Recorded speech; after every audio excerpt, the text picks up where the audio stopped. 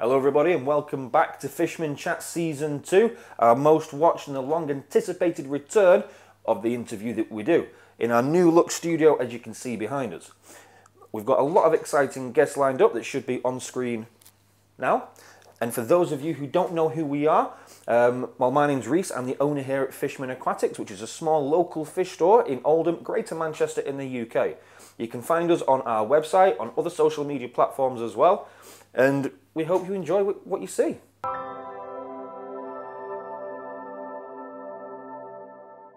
Hey everyone, it's Reese and welcome back to Season 2 of Fishman Chats. This is Episode 1 with quite a magical guest today. So we've got Cory with us from Aquarium Co-Op. He's a massive guest and I can't believe that he's actually decided to do it. So, Cory, let's talk about you for a bit. Introduce yourself. I'm Cory. I own Aquarium Co-Op, which was a very little aquarium store in Edmonds, Washington, probably about 8 years ago. Now we're on YouTube and every social media platform. And if you're into fish, you may have seen us with over 1,000 videos at this point. And we have a big online e-commerce store. And we try to dabble in about everything, making our own products, that kind of stuff. And generally, the overall goal from the beginning was make the hobby better and from a hobbyist perspective, because meeting crusty old guys that kept an aquarium 45 years ago doesn't help the hobby. So, and that's just who owns these companies at this point. Yeah, I mean, there's so many, let's be nice and just call them old souls that have been in the business for such a long time, that have such knowledge that maybe possibly outdated on a lot of them, let's be honest.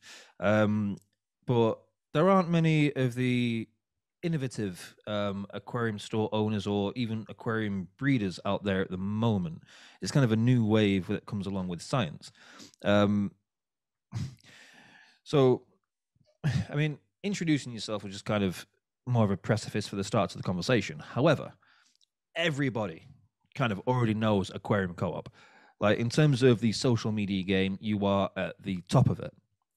But what people don't really know is, like, I mean, I've watched videos on repeat for like the past 2 weeks at least.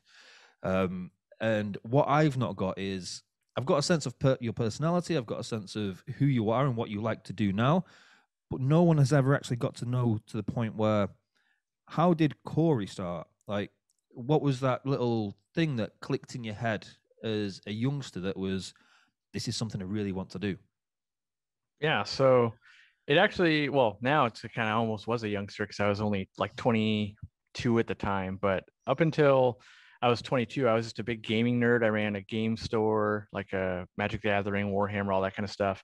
Did some college to become kind of a network administrator. And during that time, picked up some other jobs and that kind of stuff. And then after that, I decided I didn't want to be a network administrator because I actually hated working with people one-on-one.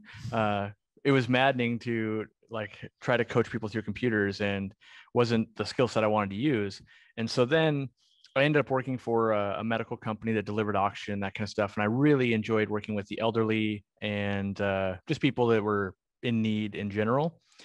But that consumed all of my time, and I worked lots of overtime because it was, people get discharged from the hospital at 3 o'clock in the morning, and without oxygen, they will die. So you end up going to set them up and you teach them.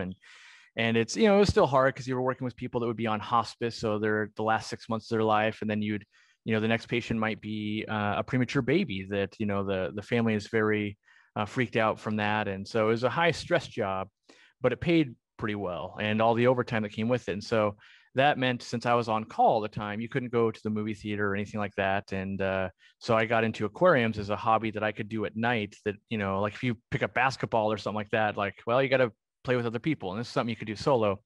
And so I could buy tons of supplies kind of in between jobs, which was good because I had to travel like the whole state, which was, the state of Washington is the size of, the UK there. So you're traveling far away. It meant I got to see every fish store, pick up supplies, and maybe I'd see if they have a cool fish down there. And from that point, I basically made a choice of, I can keep doing this field, or I can, kind of work my passion. That was working for a fish store. So I actually started working at a fish store, and I only got store credit there for the first 3 months working, actually, because they didn't really need anybody, or it was kind of a small store and didn't know if they could afford anyone. But as I was able to start selling stuff, that's when they finally started actually paying me. And that was kind of the catalyst at age 22 to really kind of get into it, where before that it was purely not at all. So, I've only got about, we're probably creeping up on 15 years now, where a lot of people in my position, they were doing it since they were 2 or something. And I do have the problem of I obsess about things. So, once I got into like aquatics, all the gaming pretty much just died completely. Like I have a one track mind of moving on to the next thing. And so I have to consume everything there is to consume about it, so that I am proficient at whatever I'm doing. And that leads to, well, in the past, it's always led to burnout of like, oh, I burned out of that subject. There's not more to learn. But with aquatics, it seems to be never ending. So, I mean, that kind of sounds like similar to my start.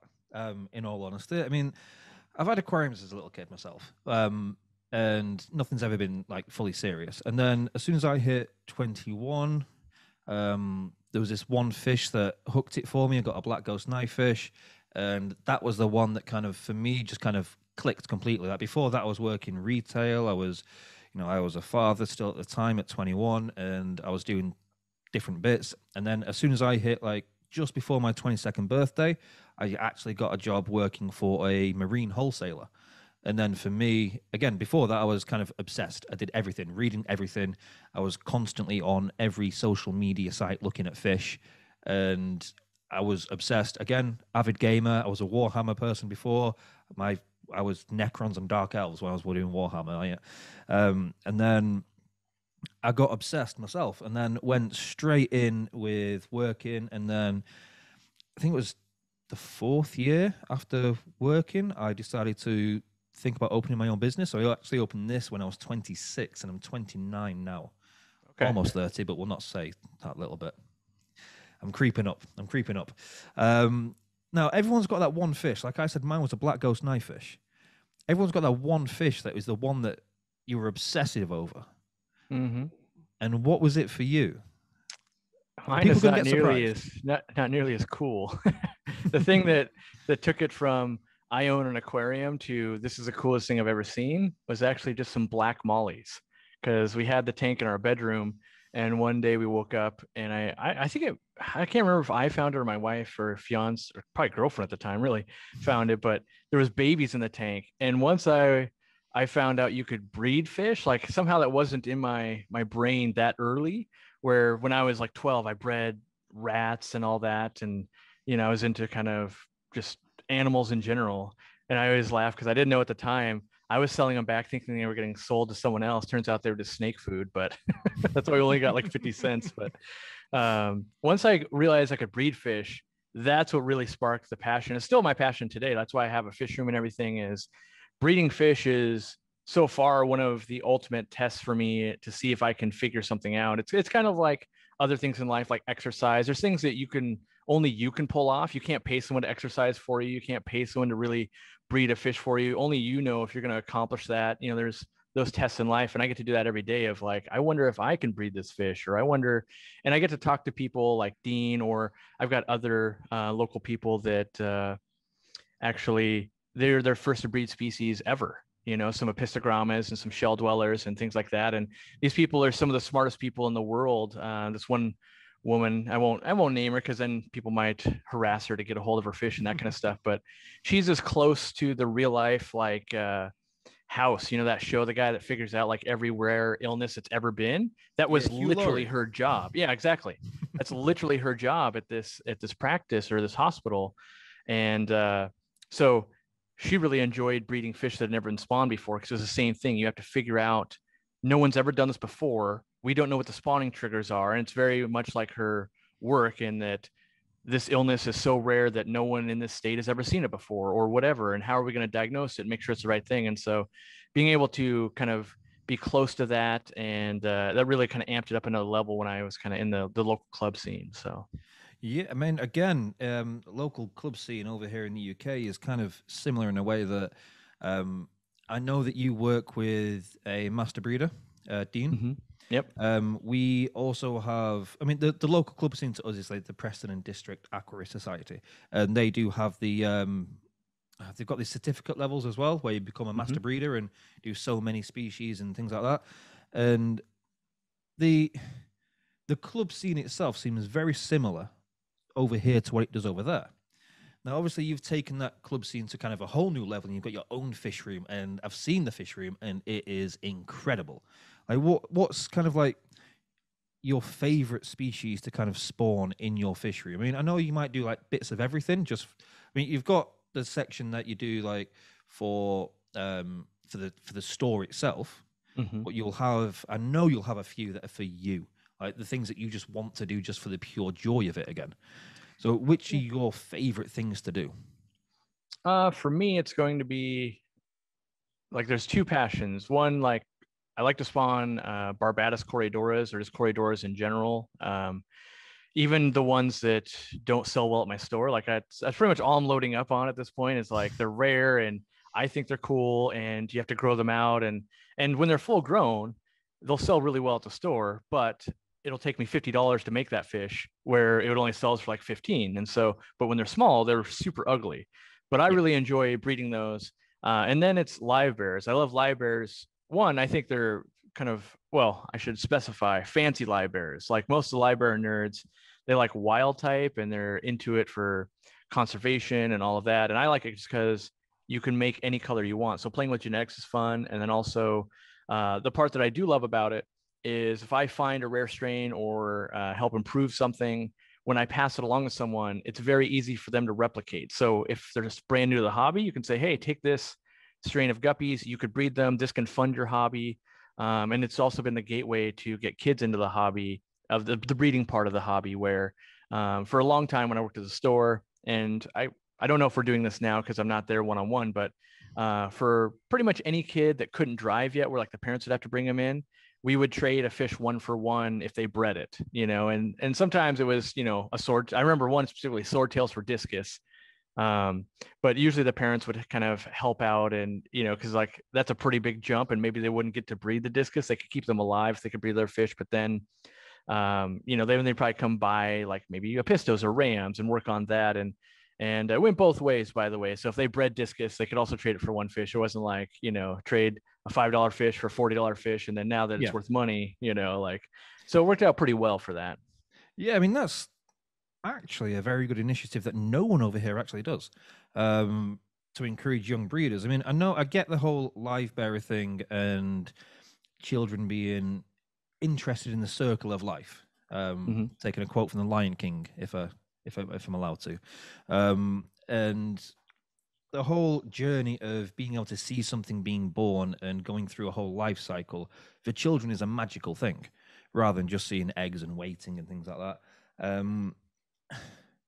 And you do quite a lot in the community itself. You've even built up your own community as well. So it's the Aquarium Co-op community, if that's right. Like I know it's Yeah, on it's YouTube. gone through a few different iterations. It used to kind of be the Fish Fam, and then it's kind of the Aquarium Co-op community or the Aquarium Group Support. We did that for a while, and I think now the current iteration would be kind of the Aquarium Co-op Club that we're kind of launching, where it's going to be a little more. I don't want to say exclusive, but um, you kind of people are going to get out what they put into it. So they do have to contribute a little bit financially, but we're going to amp it up as opposed to everything before was much more anyone could join. And I kind of learned that with the Fish Fam. The Fish Fam, the concept was, treat people like family, treat people really well. And, it wasn't so much, there was no barrier to entry. And at the beginning of things like that, it's great. And then as it continually evolves, cliques form or people have disagreements. And it became one of those things where everyone was just kind of saying like, well, I'm part of the Fish Fam. I helped start it and all of that kind of stuff. And the problem is some people would start using it for nefarious reasons. And so that's where we kind of had to distance ourselves from it. Like, well, if that's going on, we can't be part of this Fish Fam. And like, here we are trying to do all these good things. And then we know some of these underhanded things are going on. And so that's where we had to kind of pivot away from it. But the concept and the idea itself, I think still remains. And that is kind of a group of fish people that all understand that everyone can do it differently. Everyone can do it however they want. We're kind of anti the whole fish police scene where don't tell me how to keep fish. And, there's always, everyone's got a different line of what's fish keeping and what's abuse, and the example I always use is like, well, anything less than what they're in nature is probably some form of abuse. But then you can also make the case that even in nature, it's not optimal. So, as I travel the world more and I learn, nature, just because they're living that way in nature doesn't mean they're not dying tomorrow getting eaten. So, it's a rough world out there. I mean, the community you've developed yourself, it's kind of a trademark thing for Aquarium Co-op. There's no other community based that is as friendly or as welcoming as the one that Aquarium Co-op has done. I mean, obviously, there's groups on other sites that are based around a certain character or certain people, but the friendliness and the actual camaraderie is completely unique to you. And obviously, it's taken you a while to get that sorted, but why is it so important for you to have that? I think it's, when I first joined the scene or the hobby, a few years later, I go to like an aquarium event. Like I remember the first one I ever went to is the American Library Association convention, and it's a big outlay of money and all of that. And you get there and you don't know anyone, and it was very kind of cliquey. And so you spend all this money, but you're still like at the hotel in the morning eating breakfast alone, and you're showing up to these talks, but you don't really know people. And you're over time, you kind of get a little bit, you start knowing people. But the problem was the other people, like, oh, I've met Jack here every year for the past 22 years. So that's way different than this is my first thing. And you don't have the same experience level. And so combine that with actually working in a fish store where you realize every day is a brand new day for people that have never kept fish, and that as you watch the online culture, like at the, I'm old enough now to be where there was no internet. You watch it all the way through from forums to Facebook, and you can see Facebook at the beginning being pretty mild, and then now it's fairly toxic when you don't know the information of something that is considered to be known, wide known knowledge. People come down on you for that. So you can have an instance where a family comes in, maybe they bought something from a chain store, they have a betta in not a large enough tank, and they're eager to learn and make it better. And maybe they're getting bombarded online with like right info, but it's being delivered in a manner that is not being helpful to them. And so, kind of the reason I got on YouTube and all of that was, how can we provide this information in when you're wanting to consume? And the overall mentality for the community we build is never offer advice until advice has been asked for. It's no, for some reason we get weird about animals and things like that, but I don't walk up to you and say, you're going to have a hard time having a neck tattoo, or you're going to do this or that because your life path is different than mine. Same reason, Cory, you should lose weight. Like, yes, I know that. Thank you. And when I want to do that, I will search the information I seek. And so when you hit people at the wrong time, it does nothing but almost make them go the opposite direction. And so that's kind of our founding principle is don't offer advice unless asked for, because sometimes we just want to show off what we're doing and not going, well, could you critique this? Could you critique what I'm doing here? If you want me to critique your dinner, I will do that. If you just want me to come over and have a conversation, that's what we should be doing. I mean, it's, I think it's funny in a way that everyone they hate to hear what they're doing wrong with things that they love. Like, even if they are actually doing it incorrect, they love it and they feel as though they're doing things correctly. So it becomes very, very passionate. Mm-hmm. And the idea of honesty comes back, starts off onto a nice little link to the next little point I was going to talk about. Your videos themselves. I mean, the first one I watched, like over and over again, was your most recent fish shop tour of your shop. Mm-hmm. And you weren't scared in just saying things how they were, about things that you weren't happy with in your own store. And the fact that you were quite happy to say, oh, yeah, there's a dead fish in that one, with things that were brought in. And, oh, that one's on medication for such and such a reason. Like, your video style itself is, like, super honest in a way that you don't hide behind a blanket of trying to be elitist. You are just yourself, and it transpires into pretty much every video you do. And it's probably one of the biggest contributors to your success in a way through social media and the store itself. Did you have that time where you were you didn't like to take criticism yourself, or was it just always a case of, well, things happen? Yeah, I think I don't think anyone really enjoys criticism. You know, I think the reason I like to show the things that go wrong is it humanizes you, and that's something that Mm. is very hard to convey online. We've all had that, like, I sent a text, someone read a text, and now they're super angry when you're like, that's not what I intended at all. And so when you can get yourself on video and show that you're a real person, you're making mistakes, things are going wrong, it also gives value to when things are going right. Because if something's always going right, especially like I learned this early on in my career, but now we kind of all know that, well, Instagram and Facebook and that kind of just fake. People only post the best parts of their life. And so to give that actual context now, you have to show the worst parts. But yes, criticism, so one of the things I had to do, the first things I had to outsource to basically hire people in my company was kind of Yelp reviews, Facebook reviews, all of that stuff, because the criticism would come in would drive me nuts of how do I perfect this? How do I make sure this can never happen again? And then that's off the back of when I was first kind of the first 2 or 3 years of being a business where it was just me. There's not really any money in it at all. As in, like, I think the second tax year, it was like $12,000, which for our state is like nothing. Like the average household income at this point is like 40,000 or something. And so it's literally eating top ramen in the back of the shop when not taking breaks and not having any help and working 10 days a week. But so that led to kind of not enough sleep. And I would get, well, unbeknownst to me, I didn't know this, but I would get short with people because there'd be like, you'd have to get your water changes done. Someone's like shopping fish, but they're kind of doing the still just looking, still just looking, still just looking. And then eventually you'd be talking with another customer. They'd be like, oh, I'm ready.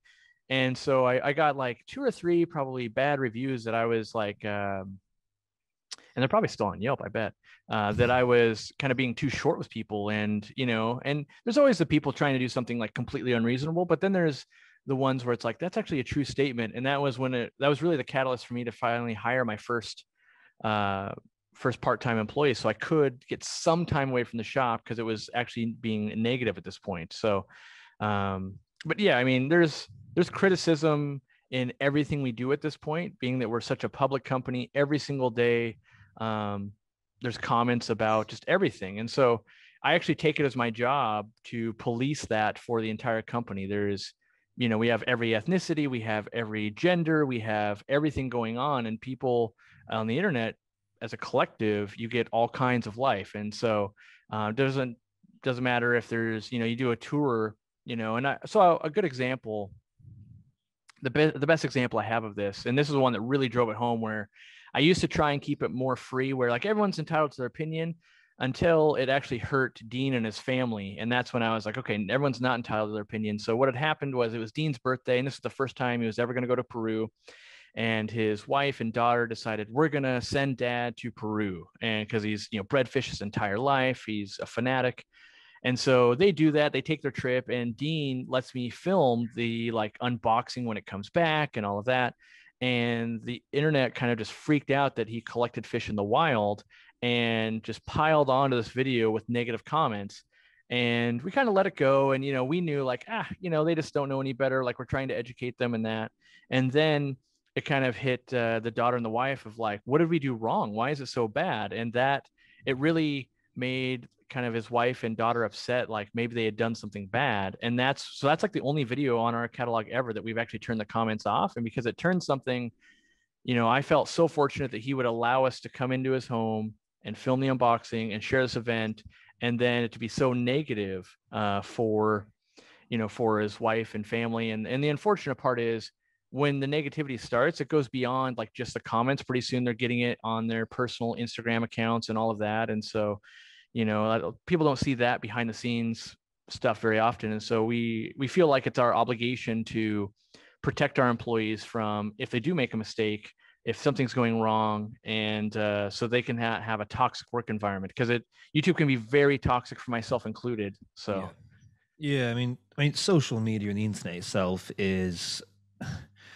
it's a minefield. Like, those that may only have mild opinions in the first place will then have super extreme opinions just because they may be bored and they want to write things. Now, with the whole wild fish collecting that we both know in the trade it's a very common thing. Like there are a lot of fish that are wild collected. Granted, I don't know how to word this properly. Although it's a negative thing to collect fish from the wild initially, like you're taking a fish out of its natural habitat, there's a friend of mine that worked for a local zoo, and they worked on projects in the local community where actually collecting fish from the wild actually helps the community itself, where they would never have a job before. And there are all these conservation projects that come off the back of doing things like that. So it's not just a first instance kind of thing. It leads on to so many different things that are an actual positive.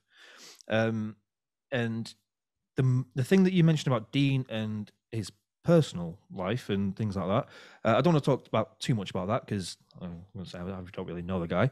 Sure. But that links into actually a question that a mutual friend of ours gave me to ask you, and it's something that I'm actually quite interested in myself, because obviously I've got my wife to be and I've got 4 children myself. So it was, where is it on my list here? So your Mrs. Katie, does she enjoy all the success, and has it impacted your private lives in like a major way at all? Yeah, I mean, I think at this point, financially, very impactful, very good for us. We're doing quite well. In terms of like other aspects, there's obviously crazy fans. There's death letters. There's people like the reason Katie doesn't really come on the show very often is she'll get people falling in love with her and doing weird stuff, and all this stuff kind of shows up at the store and all that kind of stuff, and that's kind of a weird thing.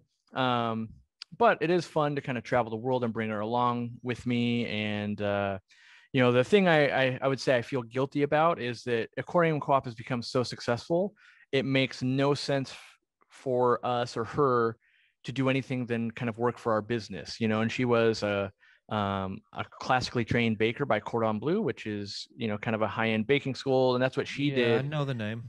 Yeah, so that's what she did, and she would kind of do that, like, oh, this is a $10,000 wedding cake, and she really is passionate about building sugar sculptures and cakes and doing all that, and she really enjoys it, and she'll do that every once in a while for like our events. And used to be at the store, she would bake all these things and do all this cool stuff, but now we're so busy with kind of what's going on with the store, the online commerce, that just like tomorrow it'll be like, hey, can you be here when 8 pallets of this product arrives and it's going to be on our property and go into the cargo containers because I've got to have this meeting or I've got to do that. And so, but we get all the benefits of financially, we're doing great. We get to, we would have never been to China. We would have never been to, these different countries. And I get to go to a lot more than she does all the time. And she does not get enough credit because she watches all of our dogs and she'll help watch the fish and she'll do all of these things while I'm in, it's another country way out of contact. And but I do think she does get a kick out of it when, as I call it, I get recognized in the wild. So like if I go to a pet store, it's pretty like, oh my gosh, that's Cory. But it's a different thing when it's at a grocery store or a farmer's market, or like we actually had a thing happen this week where I'm a little nervous about.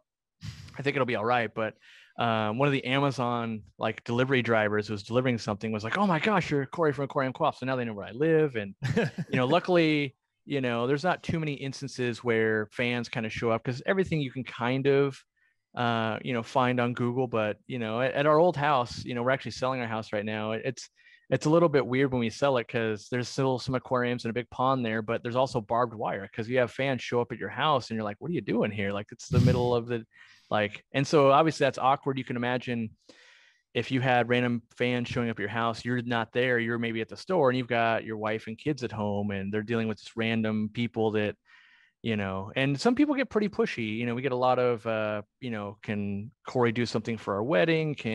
We're making a trip there, I'm flying in from another country, he has to be there. And the people don't realize that we're at a scale now where those requests come into customer service 10 times a day. I would never get to do anything but meet and greets, and we'd never make videos if I was to accommodate. So we choose to accommodate none unless you randomly stumble into me. Yeah, that's some weird requests. In the back of my mind, I'm hoping that I never get to that stage, but I'm also hoping that I do at the same time. It's good and bad. It's you see celebrities run into it too, and it's like, do you enjoy being a millionaire? Yes. Do you enjoy all the fame? No, but you don't get one without the other. And so it's, I hope that and it's not horrible, like 99 times out of 100 for sure. Normal person, super fun, great conversation, have a bite to eat, great. And then you get like some people that you're like, I'm actually worried, if there's a mental problem. What I always tell my team when we do events and stuff like that is if 1 out of 1 million people are legitimately, have a mental disorder or something like that, or want to harm us, every month we have 3 new of them, 3 new people that would want to do that. And so that's why it'll never kind of go away. And we do need to be aware of such issues. Yeah, I mean that's actually like kind of crazy. I mean, I never thought that like YouTube and Facebook and well, even the business itself would kind of get to a point where you'd have so many obsessive fans, to the point where it can become a negative thing. Now, in terms of the business itself, I mean, you've said it's been going about 8 years now. And I saw on your fish shop tour video that you did that the first few years, you might be lucky if you get 10 customers a day. And then it's like now you're constantly rushed off your feet. I mean, I myself am just coming up to the 3rd birthday of the shop. So Congrats, you made it past 2. That's the hardest part. Making it 2 years the hardest. Year 2 was COVID. Yeah, that's even harder. Yeah, it was impossible. I mean, the first year itself, we had like 3 power cuts and diggers outside where I wasn't able to enter the shop for about 5 days. It was an absolutely crazy year, and also my 4th child was born as well. So it's been something has happened constantly where it's not just been a case of being able to knuckle down. But the progression of your business, how did it start? Like kind of year on year, like when was the point that things clicked? So it's like this is how we do things now. Yeah, it was probably the 3rd year, because the first year we kind of opened up halfway through the year and we just, I didn't pay myself at all. Second year I was paying myself $500 a month. And then I think right at the end there was a little bit more money, so I paid myself. And I got up to like 12 grand or something. And then the 3rd year, like after the 3rd year, the sales were the same as the 2nd year. And the problem was the 2nd year wasn't really enough to live off of. And so if the 3rd year is the same way, now I'm looking at, well, how do I get this to where it's sustainable? Like I have to be able to, I could go work at another company and make enough for my family, or I have to be able to replace that. And so that's where, at the time we were renting a house because my wife had gotten a promotion at her job, and she actually went to something more stable. She was working at a grocery store and she got promoted to a bakery manager so that we could have constant income for this store that was, like I remember one of the years we lost money in July because the overhead was higher than the customers that were coming in. And so that obviously you're not paying yourself, you're losing money. And so we had moved there and I had, like 6 aquariums set up. It wasn't really even a fish room at that point. And it was the halfway point. So my business and where she worked, there was an 1.5-hour drive between the two. So we were 45 minutes each way. And she was making, basically all of the money. And so that was the point when I was thinking, okay, social media, it's getting a little bit bigger. And I decided that I was going to try as hard as I could on YouTube. And, my wife was kind of worried about that because no one was really making money or anything at that point from YouTube. It was purely like, well, I have to advertise somehow. And in year 3, I had tried, like advertising with Google and that kind of stuff. And it kind of worked, but not enough where it actually made more money. Like it didn't work really. So, and so that kind of, I went in, I was starting to make little videos and doing that stuff at the beginning. And then we actually decided we were going to try to buy a house like off of her income. And so we did that, and the channel just kind of went on hold. Like I just stopped making videos because we were just trying to buy a house. But when I came back, that's when I think I was up to like 4,000 or 6,000 subscribers from the videos I had made. And then I did like, more videos. And it was at the point where I went to an event called the Aquatic Experience here in the United States, where I had about 26 or 27,000 subscribers. And that was like my first dose of celebrity. Like not everyone, but a lot of people that were there knew me. And I was like, this is so bizarre, because they were treating me, not as just like your local fish store guy, but more like, oh my gosh, you're like quasi celebrity on the videos. And that's when I realized at that point, all these people do not live in my state and have never been to my store, I got to find a way to sell to them. And so that's when we started selling stuff online. Once I got back from that, kind of in the new year, I think that was in November. So I think I started around in January. And the goal was to list one item for sale on my website every week. And I remember I didn't have any extra money, because you got to remember, this whole time I'm still like no money because it wasn't really profitable. And so if I had three, I think legitimately this was the first product, and the real number is I had 3 500 milliliter bottles of Prime on the shelf, and I listed that. And I remember, like the third week or something, we sold 2 of them. And then I only had 1 to sell in the store, and we sold through that. And I was like actually starting to run out of inventory, but then we just kept listing the next one. And eventually it's, to the point now where it's like, oh no, there's pallets of Prime sitting over there. And so it just kept growing and working, and kind of, against all odds, really, I feel like. I mean, your journey itself sounds like any other normal fish store. I mean, what you've done separate to all of that is the social media work, but the store itself, the growth of it and how it works, even seems like the same as those that it is in the UK. Like, I've done the whole website thing, and I've added, like, I spent last night, I was adding 88 new species of fish to the website, like freshwater pipefish, loads of different dwarf cichlids, all sorts of the kind of things that you don't really see very often. And I was working until like 1:30 this morning to get up at 5:30 ready for work again. So the work ethic in itself and how hard you have to do it, and with your other half contributing a lot to it, again, is resonating with probably a lot of other fish stores. Like, even myself, like, there's not very much that I take home to my family.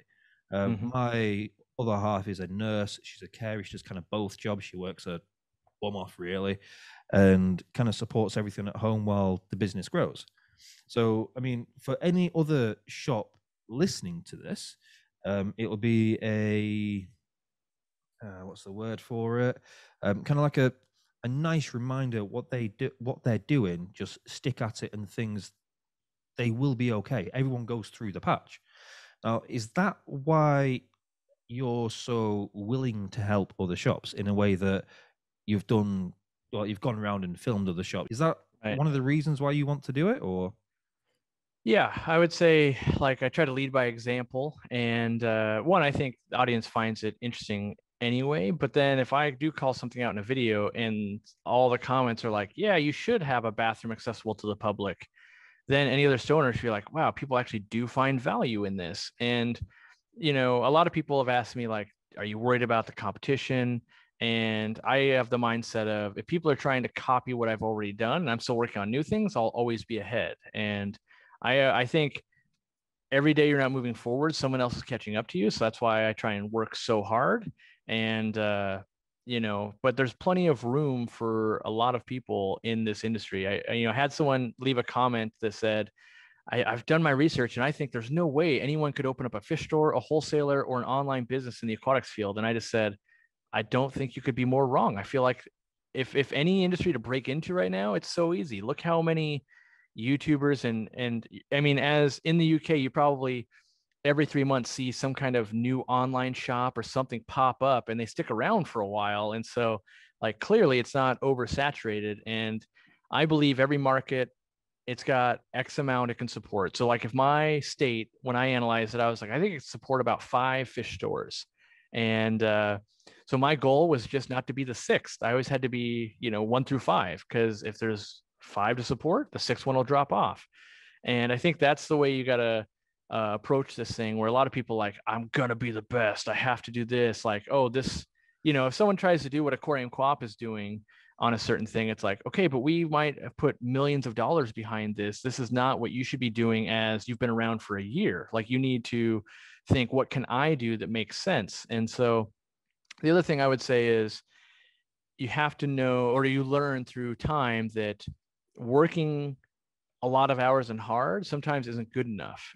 Sometimes you have to go, so you listed 88 species of fish, but maybe you needed to list 50 and spend the other time it took to list 35 to make a Facebook post and to do a little video about it, walk around the shop. And so that way you get the reward on it. Because if I bring into our warehouse 500 new products, but I never tell anyone about it. That doesn't sell them either. So, you learn over time of like, it's real easy to be like, oh, I'm good at this. I'm going to keep doing this and I got to get to the end. And the also good news is once you list all the species of fish you're going to sell, you don't have to do that work again. So it's better off though if you can break it up and do like, I'm going to list some fish and I'm going to advertise some fish instead of, well, once I get it all done, then I'll start advertising down the road. Because too often you learn, oh, the way I was listing them is wrong, or, oh, they wanted to know this information. I have to go back. Yeah, I mean, I'm actually going to make a note of that, because me making a fish list every week is the most tedious task that I can ever do. I hate it. It's awful, and then I still get people asking if I've got things in stock when I've done a full stock list. So yeah, I'm actually going to make a personal note of that for myself, to be fair. And we've tried that. We have that going on our forum, and we, like, no matter what, they want to know how much is it, how many are left, and we sell so fast now that 2 hours, if you call in 2 hours, ask us, and then you come 2 hours later, we might be sold out. And you're like, but you had 200 cardinal tetras. Like, yeah, we sell lots though. So, I think you're better off highlighting a few fish and going, hey, here's what's cool about these freshwater pipefish. And yeah, we do recommend hatching out live baby brine or buying Daphnia, because they're going to be really hard to get off of anything but live food. And yes, you can breed them and get someone interested in that and be like, hey, we've got 12, but it's for an advanced kind of hobbyist. And that way people are learning, because I think a lot of times we think we have to put everything in. Maybe we don't need a list that you have neon tetras again. Like, people already expect that. And so get the best bang for your buck. And hopefully, like with my crew and that kind of stuff, if I highlight one fish, they all learn about it instead of spending all the time of just doing like, here's a stock list, but maybe they don't know that's the requirements of that pipefish, even though they're selling it. So, it's better, I think, to educate. Yeah, I mean, we've taken it as a store approach that we're not like, there's a lot of stores nearby that I'm not going to mention their names for obvious reasons, that they will sell fish to a person that has literally just bought a tank and not even filled it with water. Mm-hmm. We do the whole cycling process and talk people through it. We've done videos on the nitrogen cycle. We've got publications we can send to people. So we've done it the way of doing things the correct method, rather than trying to get the quick buck. And yeah, it takes a little bit longer to gain the reputation for it, but the reputation lasts for much longer as well. So, I mean, from what I can see, I mean, you kind of have gone down the same route. So, I mean, what kind of advice would you give someone kind of like at our stage? That's always hard because you don't know financials and that kind of stuff. But it's tight. Yeah, well, that's yeah, it's always tight. But my advice is, so I was lucky and I graduated high school with marketing honors, so I'm a pretty good marketer. But clearly, yeah, marketing is one of the most expensive things. So you generally have staff, and then you have marketing as like the biggest cost in doing business. And so, where all my competitors really right now are like dying, in that they were leveraged heavily on Facebook ads, and then the iOS update comes out and kind of nerfs all of that. And they're paying, and I've got competitors that I know are spending $10,000 a day in advertisements, right? So that's like a crazy amount of money. But wow, if it comes back as 20,000, it's kind of a, and people play their own games where it's like, well, lifetime value of this customer is $500. If I have to spend 100 to acquire them, eventually I make my money. And there's all this stuff to get wrapped up in. And then I always tell them, like, or you can do YouTube and you put that video out there and they pay you. Like, so instead of you paying to get the customer, now you're getting paid to get the customer. And that would be my biggest thing I would tell people. It can be done on Facebook. It's much harder. Like, we proportionally, like, YouTube will pay us $20,000 to $25,000 a month, and Facebook will give us like $500, even though we have big audiences on both and all of that. But the discoverability or the reach on Facebook is further, but the stuff on YouTube is longer lasting. Whereas like Instagram, I would tell anyone, if you're spending any time advertising on Instagram, you're just wasting time. Like, that is like, we've put so much, I've got staff where it's like, this year, all you do is Instagram, and we can gain lots, we can do everything. But you're like, how many sales did we get from Instagram last year? Oh, 0. Awesome. 100,000 followers. We didn't make a single sale through their store. So I would say being real, making videos, trying to up the content, advertising budgets. If they're, like I remember when I was a small store and I did like a mailer, right? And it's like, okay, it's $3,000 to get into this. Well, $3,000 buys your microphone, the camera you're using, a bunch of other stuff that you're going to use forever. And it's not a one-time mailer that goes out to all of them that you had to supply a discount for and all of that. And so now that we're this far in our hobby or our business, I mean, I still consider it a hobby, but we don't do any discounting. And that was something I was always told you kind of learn in marketing and you see all your competitors doing discounting all of the time. And once we stopped doing that, that's when we actually started making money. And it seems weird because all your customers want a discount. Like you want a discount when you go shop somewhere, I do too. But what you don't say, but is no matter how big the discount is, if the product sucks, it doesn't matter. If the food tastes bad, even if it was only $1, you don't go buy it again. However, if it's the best food you've ever had in your life and it's a little expensive, you might go back every time it's your birthday. Like, so that's what we found out. And there's lots of courses and stuff like that that basically say that small businesses never charge enough for their product because they're always trying to keep up with someone who's scaled further than them. And it's a very self-fulfilling thing of you put it on sale. Because I remember the first time we did a big sale, like on the 4th of July, and we did $40,000 in sales, and it was awesome. And like, why don't we do that more often?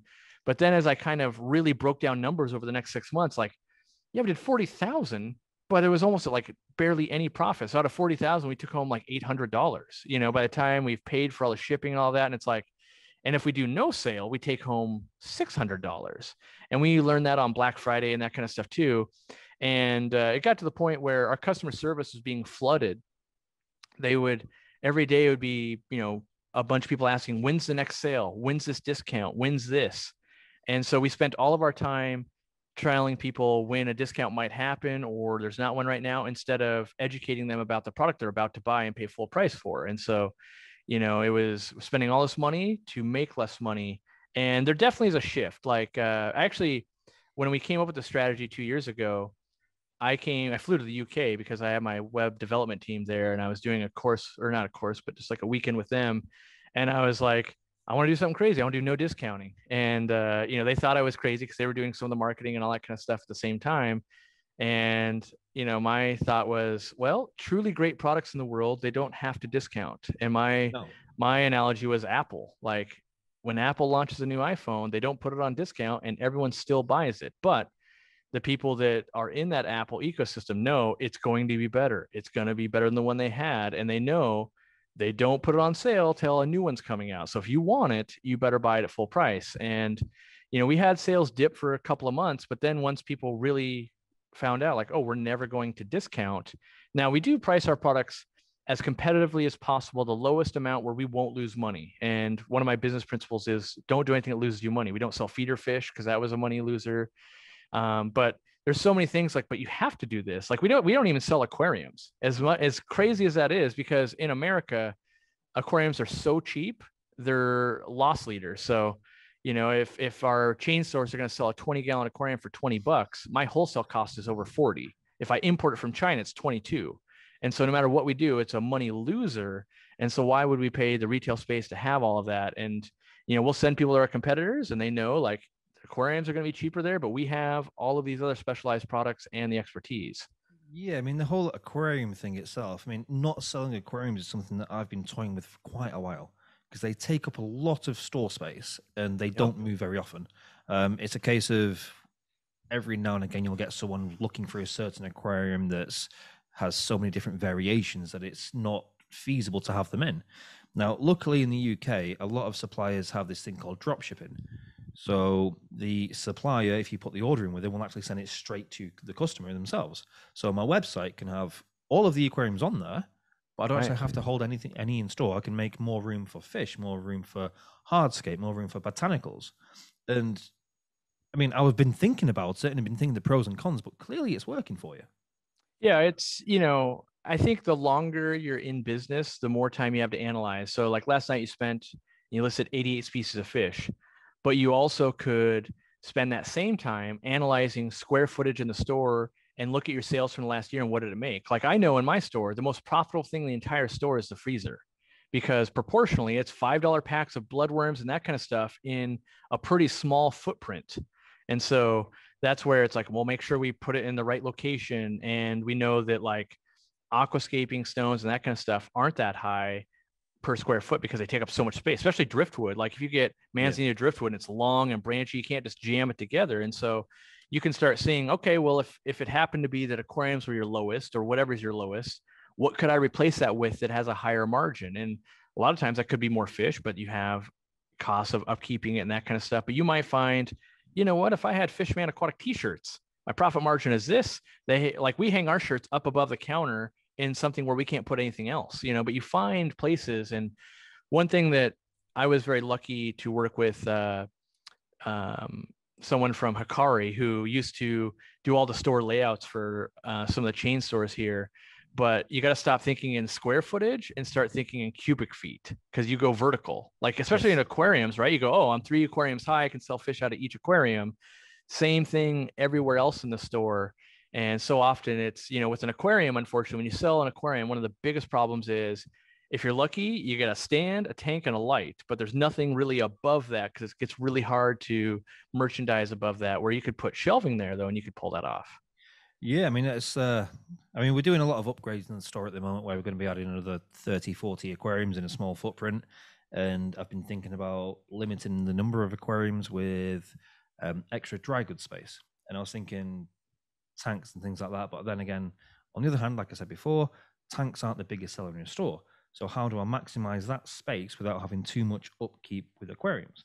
So it is one of those things that I'd probably say at my point in business, it's about the correct way of thinking at the moment. Like we've had the most unlucky first 3 years possible with everything that's going on.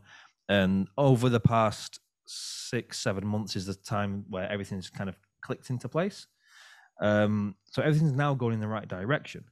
So it's a case of making sure that I myself, with having a team behind me, like I say, I mean, you've seen Callum, he does pretty much all of this stuff, like all the YouTube, the Facebook, he does all of that. So I don't have to worry about that anymore. And then we've got the other lad, Brandon, he does all the water changes and things like that. Then we've got our volunteer, Courtney, which is Callum's wife. She does all the writing because, you know, it's 3 lads in the shop and our writing is abysmal. So when labeling fish, it just does not seem feasible at all for any of the lads to do it. So that's why we only print tags, by the way, because of that problem. Like you could have someone who knows fish and could breed anything on the planet, but you can't understand what they write on a tank. So we print it all. Yeah, I mean, every one of the boys in here has the handwriting of a doctor. So it's only eligible for certain medical professionals, and none of us can do it. Yep. I mean, we've kind of covered quite a lot of things. I mean, I've got a few questions from my own followers and the people in the UK. Like, one of the biggest questions I seem to get quite a lot, and when I announced that I was going to talk to you, was about your product yourself. And the biggest one was sponge filters. Right. Everyone wants Aquarium Co-Op sponge filters. Now, obviously, you don't market within the UK itself. Is there some form of scope in the future for you to do that, or have you already been thinking about doing that? I mean, I'm not asking for an exclusive thing. Well, it's be honest. So we don't know the timeline, but we have meetings on it every week to go worldwide, basically. And so UK is actually our second biggest demographic on YouTube. It goes USA and then UK, and then it's Canada. We have some products in Canada already because we can drive to Canada in 45 minutes and it's not broken up by an ocean.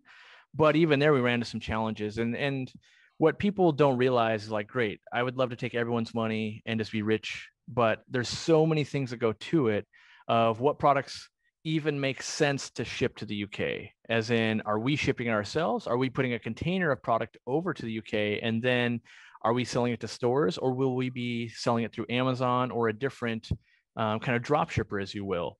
And what are all the taxes and tariffs that go with that? What is the cost? So like right now, as an example, a cargo container pre-COVID was $1,500. A 40-foot container to ship from China to us was $1,500. Now, there's tons of tariffs and other fees and stuff like that go with it, but just the physical space, right? And, you know, so whether we're filling with aquarium product or cars, it was $1,500. Well, the quote we got last week was $15,000. And so Now, if you're filling with cars, you're like, okay, well, if we could fit 8 cars in there, like that's $2,000 more a car. But when you're fitting like sponge filters, you're like, okay, well, we have to raise the price by $2. So a sponge filter here that was now $10 is $12. Like, oh, and there's these import fees. So actually it's $14. Plus there's a conversion rate. Like, oh, okay. And so that's what happened to us in Canada. A product, Easy Green that we sell, a product that we sell for 20 US dollars sells for 35, and people think we're scamming them. It's like, no, there's conversion, there's this, and this. And we actually make less money selling in Canada. So we're trying to figure out how can we get the most amount of our product offering to somewhere like the UK or worldwide. And to do it, like if we ship it, we actually have to get a bigger warehouse. And so like our warehouse rent is $10,000 a month. We've scoped it out. We need to move to a warehouse that would be $40,000 to $50,000 a month. And that's, you start thinking about that, like that's over $250,000 a year to go, is the market there?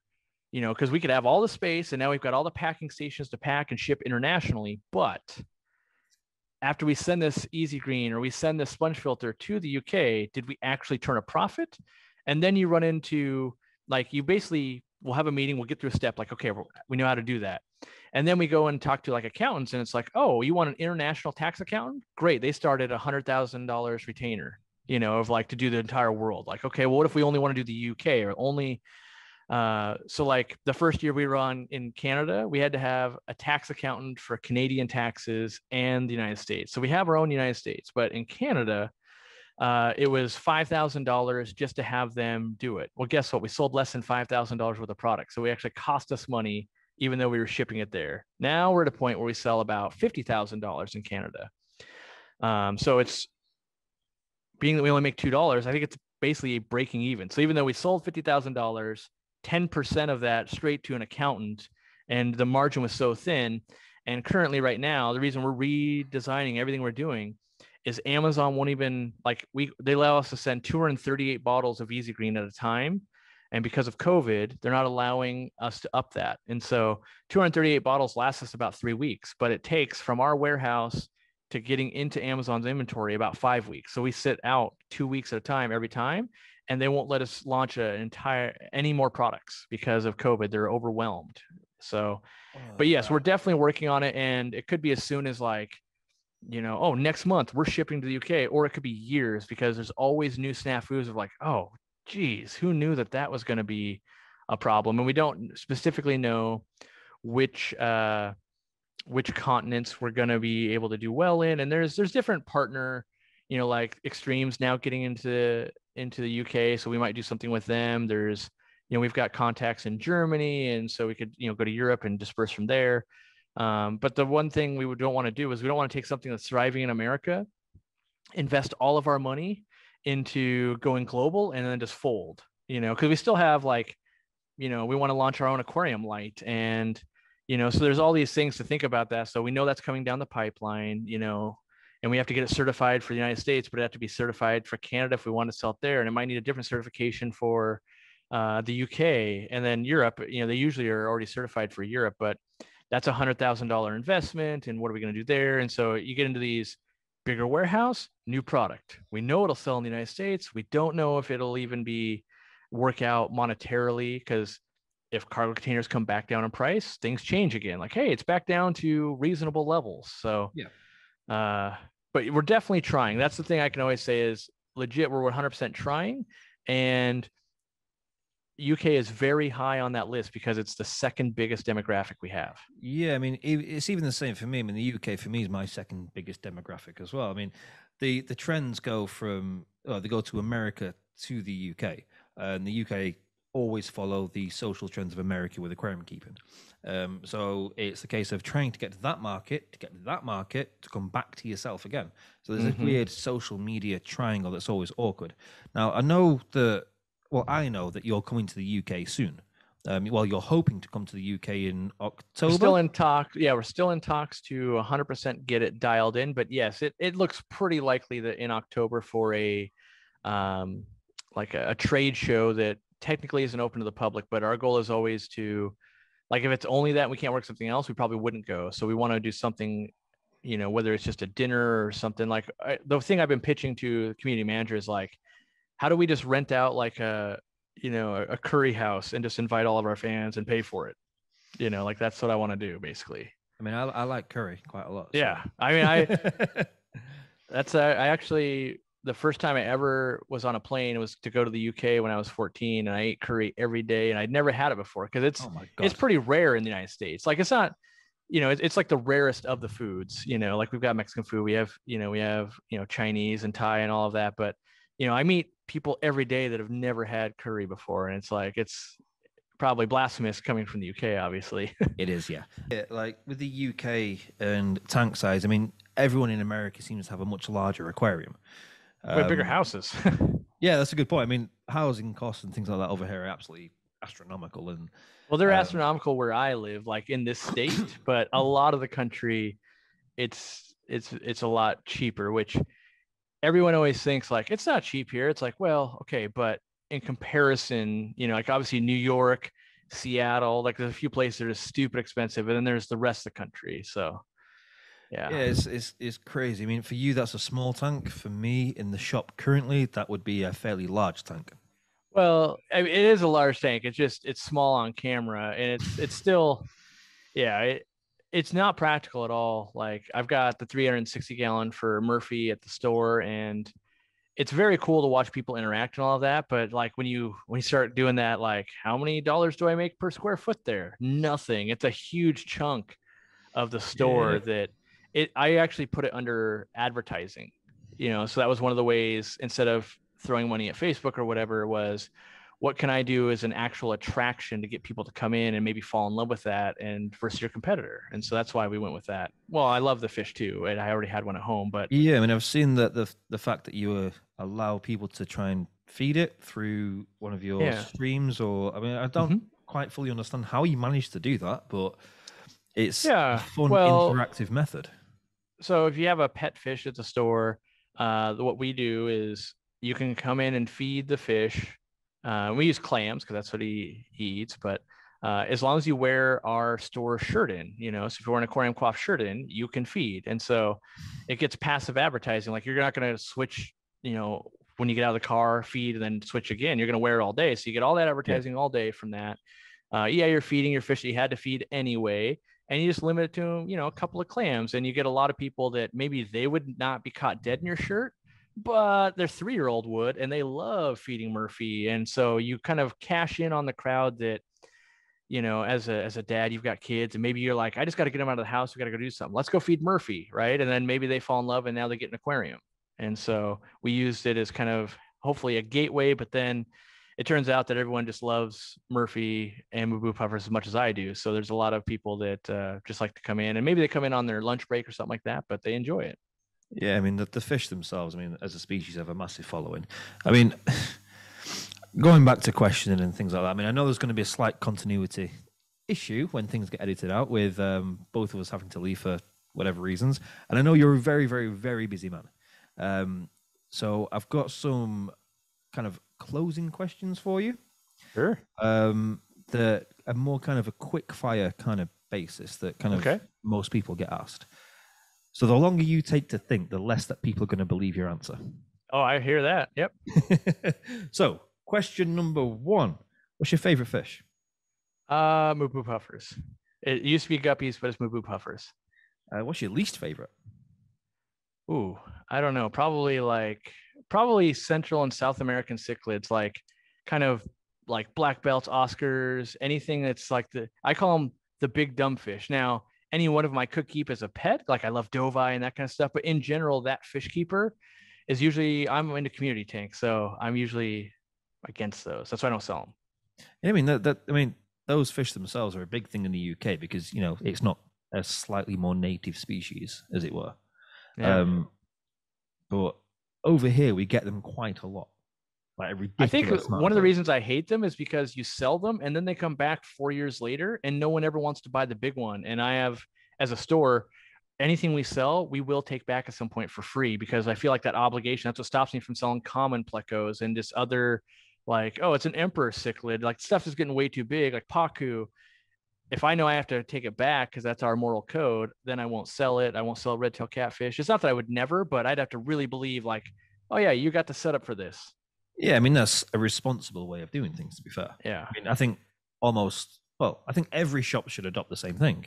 Because we also Um, turn it away, like, oh, our competitors still do that red tail cat. Go yell at them. Like, we don't want the problem. Like, we don't want to be. But you guys are so good with fish. Like, I know, but you don't understand the financial burden this is going to be to actually sell it to someone to write home. It might take us 2 years to find the right home for that yeah, red they're tail not cat. easy to rehome, and let's be honest, in business sense, they're not an expensive fish either. So it's one of those that they end up costing you money just even after a couple of weeks. Yeah. Um, right, another question for you: what would be your dream setup? Like, as a tank size is no option, but you can't choose like Yeah. the ocean. My dream setup would be, maybe it doesn't have to be a room this big, but a room dedicated to basically a pond with a sand bank so that I could breed fly river turtles. And then I would probably populate it with some kind of live bearer as well, because that's still my holy grail fish, as I call it, which is the fly river turtle, because they're illegal in the United States. So, I mean, we actually have a few species, well, a few people that keep that species over here to the mm-hmm. point where one of the foods that I work with do a specified fly river turtle food. But again, Oh, it's the wow. same as snakeheads over where you are. You can't keep, was it most of the species or all of them? Yeah, no snakeheads. We can only keep very few of like the arowanas, none of the Asian arowanas. But yeah, that's the setup, because I've been fortunate enough to do almost any setup I've ever wanted to do at this point, like with the Almost. success. But that's where it's like dedicating a whole like room to, and I don't even know how you would view it really. Like, I haven't thought that far ahead, but just like it had to be big enough, and that'd be a worthy endeavor, knowing that, like, okay, it's got to be set for like 20 years to have a chance of breeding them. So. Final question for you. Um, in terms of the aquarium trade itself, who was your biggest inspiration? Now, it can be anyone from, I don't know, like a past employer or someone that you work with or the parent of a partner, or whatever wanted to be. What is the one that inspired you most to do, well, to become Aquarium Co-op? Yeah, it would be a man named Andy, and he was a customer of mine. And we were a very small store, rural, where I used to work. And when he was growing up, he worked in fish stores in California his whole life. He ran a fish farm into the ground. He started it and ended it. Like, but he was, through his life, he then owned and managed several nurseries and that kind of stuff. And so he gave me the confidence. He's actually the person that built my store. I paid him and everything, but he was a finish carpenter by trade at some point. So he can do an amazing woodwork and all of that. And he loved guppies as much as I did. And so I have a silent business partner that owns 25% of the company. He put up the money originally. And this other man named Andy built the entire store and what he could do. And he wanted to see it be done successfully. Like, he had tried and failed as when he was younger. He worked at pet stores and everything, but it was the typical make them a bunch of money, and then the owners spend all their time at the golf course and they don't actually improve the hobby and do all those things. And then he started his own fish farm, made insane amounts of fish, but then kind of got taken advantage of by wholesalers. And so he saw what I was able to do at this store, and he thought maybe there'd just be this chance to do it. And obviously it's worked out really, really well. But he definitely put a lot of wisdom into me. So he was, when I say he's my friend, at the time he's like 65 and I'm, 27. And so we became good friends even before we hung out, even before we ever were going to open a store. And what he does now for a living, and he did back then even, was he was actually just a beekeeper. And he was the only beekeeper that I knew that never sent their bees to earn money doing crops. He only made the honey so that it could help people with allergies. And so some of those morals of, like, it's not always just about the money. And if you do these other things, like, you'll find people that are passionate about, because I could see that in his business where people would thank him because for people that don't know, when you send your bees out to like pollinate almonds and that type of stuff, they come back with all the diseases. And so it's a very much buy and die scenario where you buy bees every year, they die. And bees basically run the world for people that don't know.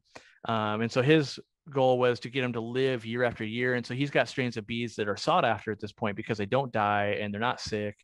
And it was just a better way to do things. And so being able to take his morals that kind of lined up with my morals and his skill to be able to build a vision. And, the fact that it's so crazy to think now that he was willing to do all of that on credit and, I had a chance of not working out and that kind of stuff. But, he believed in me, and that's now made for something, way bigger. And we talked about it. And so like, we don't sell any plastic plants because our goal was, I couldn't believe more people weren't into this, nature. Cause yeah, I'm into fish and all that, but every animal, every bee, like, if you really sit down and get away from the world and you sit outside and you just look, you're like, look at that beetle. Like that's, right now we don't think about the beetle, but when you're out there, like that thing has its own life. What is it doing? I wonder what it does to live. And so there's so much to learn. And so that's why we shy away from plastic plants, that kind of stuff. Cause once people learn that, how important plants are to the environment and all of that. And so, if you fall in love with a fish tank, all of a sudden maybe you aren't dumping oil on the stream and that kind of stuff. And so it really worked out well. And I owe a lot to him, and I tell him regularly. And yeah, it's he's getting up there in age now, but the dude is one of the most wise guys I know. And his wisdom, one of the things he taught me that I'll never forget is, we'd go out to lunch and that kind of stuff. And everyone, it was a small town. Everyone knew this guy. Like, he's one of those people where like, how does everyone know you? And everyone unanimously would say, Andy is never wrong. And, one day I asked him, like, how is it that you're never wrong? And he said, it's really easy. Just never talk about stuff you don't know about. And that was the easiest thing, because I never caught that guy. He would say the craziest stuff. And sure enough, you Google it and it would be true. Like the guy, and this is a guy that, because he's older, he has never had a smartphone or a computer. Like his wife, if he needed to send an email about, like, I need to talk to this guy about bees or something, the wife would have to do it. So this guy just only learned from hands-on experience. So it was never talk about something you don't know. And his other mantra was touch nature every day. And because in the nurseries, he was big into bonsai. And then with the bees and the fish, he's like, with fish, if you touch it every day, you're going to notice if anything goes wrong. You're going to feed them. You're going to do all of these things where, with auto feeders and that kind of stuff. And so I still make sure, even with an auto feeder, I go out there and I'm, the hands are in the water, all that kind of stuff. It's very important. And, he says, there's all these people around me that think they've got bees or whatever it is all figured out. And yet my stuff is better because I put my hands in it every day and I see something before it even goes wrong, instead of, well, I don't get it. They spent $1 million. And, the bee industry is full of, big giant corporations, doing that kind of stuff. But it's the same thing in fish, I think, because I'm still a hobbyist and I play with products every single day.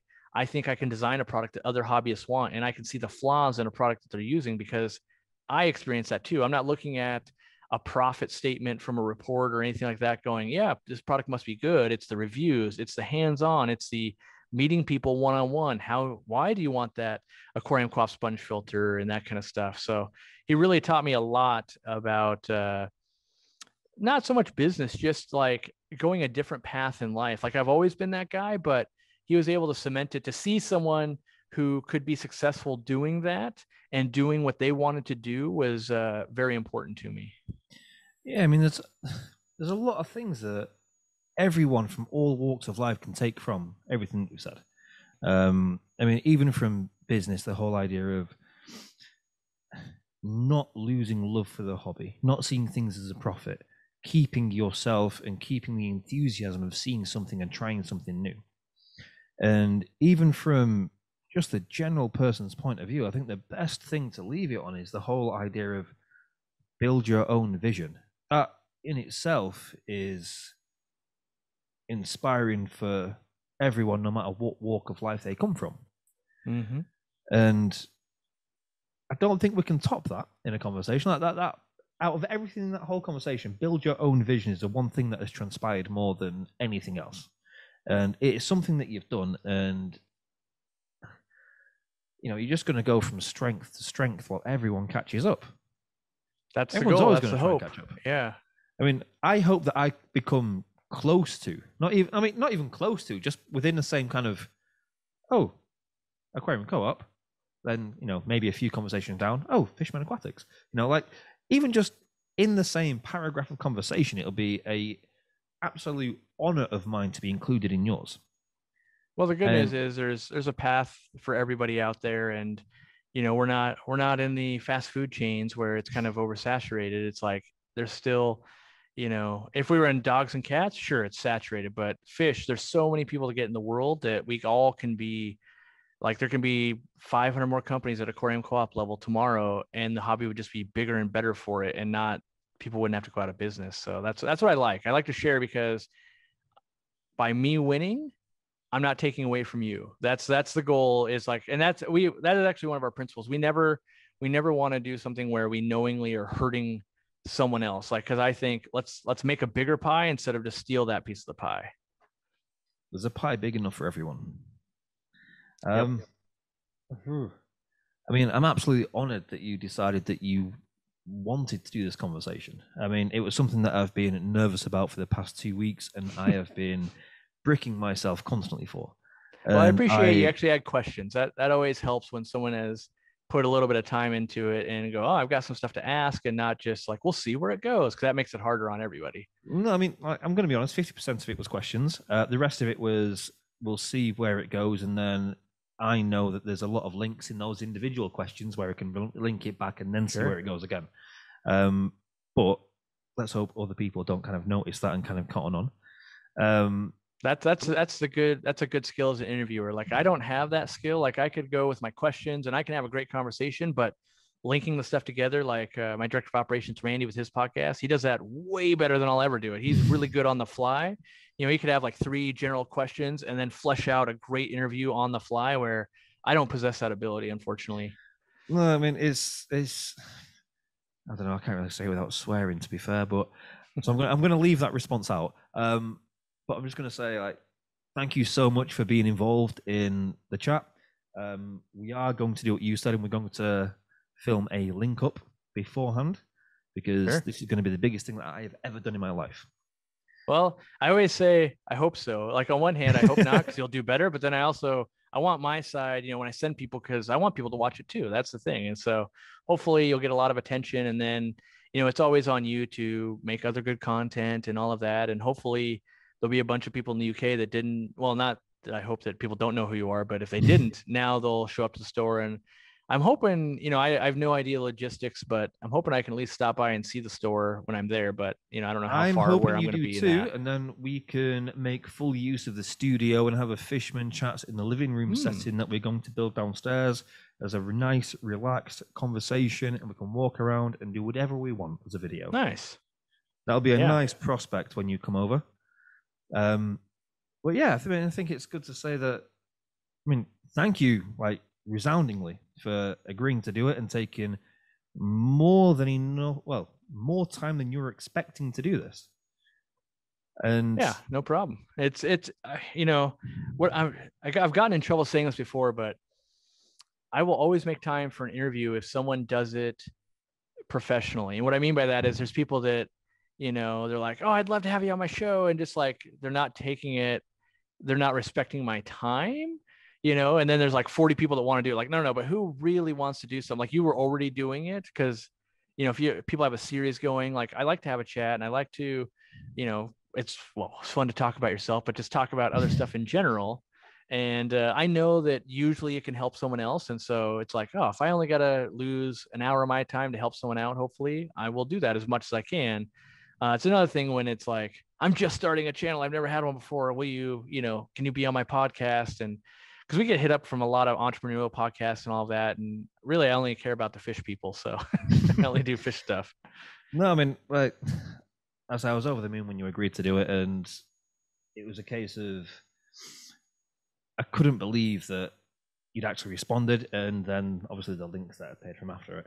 And it's been absolutely incredible. And I hope that you walk away from this interview thinking that, you know, like, having a reminiscent time of when you started, and looking back on all the hardships and looking at the journey that you have made, and then turning into, you know, looking at your idols in the fish keeping thing, as you walk away from this and go, you know what, I actually had a really good time, and I enjoyed it. No, it was a good time. You know, the honest thing that actually hooked me was the fact that you wanted to like Uber some food or something like that. I'm like, this guy gets it. He's really trying to set himself apart. Like, I actually don't need any of the food or anything like that, but I was like, I did try. Trying. Yeah, you did. And that's the thing. Yeah. And I was like, that's what it takes though. It takes, like, how do you stand out from the 40 other people that asked this month of like, hey, we want to be on my podcast? and I can't do them all, obviously. And so you're picking and choosing. I'm like, Les stands out. Like he's willing to put some skin in the game, so to speak, of like, okay, he's gonna, he's not paying me, but he's like, because I know there's always like the best way to get something like that is to try and do something just like you did. And if you'd come to me and said, I'll give you $50, I'd be like, no, like that's not worth my time. But the fact that you would try to go out of your way, because I know, like, if I had to get Cory to arrive at your store right now, the amount of hours of work I have to put in to figure out how to pull that chain off, that's what it was like. Okay, he's willing to do that, so I know he's serious. And then that's how it came to be. To be fair, everyone loves a date. That's right. There you go. See? Yeah, Cory, I'm going to finish it off by saying, cheers, dude. You've been an absolute pleasure to have on, and I've enjoyed every minute of it. I've even got so many notes to take away to run my own business from. I thought it was just going to be for let other viewers know about you and how you started, but I have learned so much more than I thought I was going to learn. Well, good. I hope if you can implement one good idea that makes you some money, it was well time spent. There's at least 7. Well, that's writing ideas down and implementing them. I've got a whole talk on that, but if you can implement one in a meaningful way, that's all you need to change your business. So many people get bogged down with like, I got 7 things I got to do. Like, no, actually implement one, then worry about the others. Exactly. So, I'm going to say goodbye from myself, and I'm going to let Callum and Courtney come in and say goodbye because I know that they want to as well. Come on, guys. Oh, Callum's already there. I forgot he can switch the camera. He's a wizard. Callum is a little computer wizard. He does everything. So, hey, thank you. So I know you've got a busy day ahead of you, so God, I don't even want to say goodbye. I want to carry on, but I can't.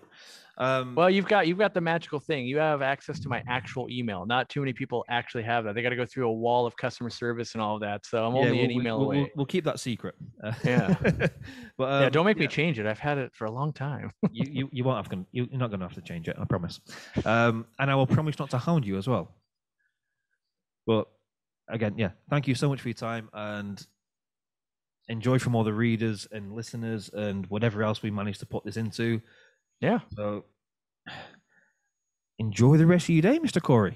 Thanks everyone that hung out for the whole podcast, because it's a long one. So it is a long one. We'll see you in the next thing. Maybe I'll see you in the UK. I'll see you soon in October, hopefully. All right. We'll see you. Thanks. Goodbye, sir.